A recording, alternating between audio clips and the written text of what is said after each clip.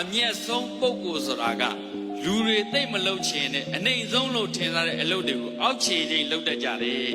အမျက်ဆုံးပုဂ္ဂိုလ်တွေအောက်ခြေချင်းအလုပ်တွေလုပ်လားမလုပ်ဘူးလား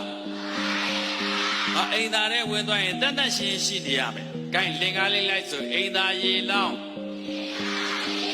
သူတော်ကောင်းမလောင်းသူမှာသူရုပ်မှာဘဘခီးသွားရင်ဘဲသွားအိမ်သားနဲ့ရောက်ရင်အရင်ဆုံးအိမ်သားကိုဆေးတယ်အိမ်သားတန်ရှင်းလုပ်ပြီးမှအိမ်သားတက်တယ်အပေါ်ပဲသွားအလေးပဲသွားရောက်တဲ့နေရာမှာအရင်ဆုံးအိမ်သားတန်ရှင်းလုပ်တယ်အဲ့ဒါကအစင်းမြင့်တဲ့စိတ်ကိုယ်ဒီမှာရှိမှလုပ်လို့ရ။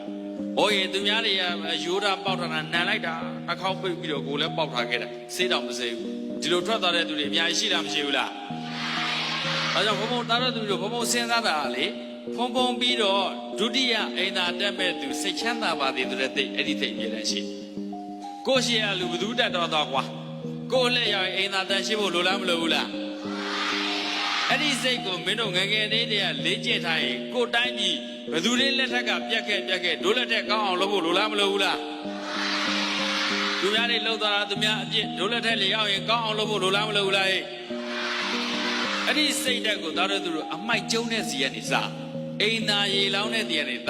တက်ကတူပညာတွေကနေသွားလို့မရဘူး